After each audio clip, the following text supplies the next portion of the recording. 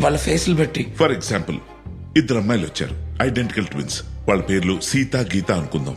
చూడ్డానికి ఇద్దరు ఒకేలా ఉన్నారు, ఒకేలా డ్రెస్అప్ అయ్యారు. వాళ్ళిద్దరూ లోపలికి వెళ్లారు. అందులోంచి ఒక అమ్మాయి మీకు కాఫీ తీసుకొచ్చి ఇచ్చింది.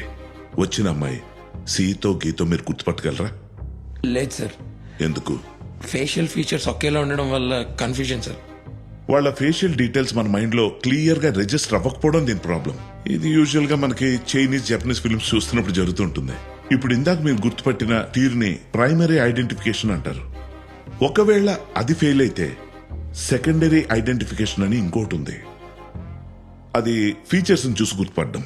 For example, hair style, colour, body language, మాట్లాడే తీరు, scars, tattoos, etcetera etcetera. Sir ఆ రెండో కాంప్లికేషన్ అన్నారు. ఫోనోగ్నోసియా అంటే వాయిస్ కి మధ్య తేడా తెలియకపోవడం. అర్థం కాలేదు సార్. ఫర్ ఎగ్జాంపుల్, ఒక ఇద్దరు మనుషులు ఎదురుగా నిలబడి మాట్లాడుతున్నారు అనుకుందాం.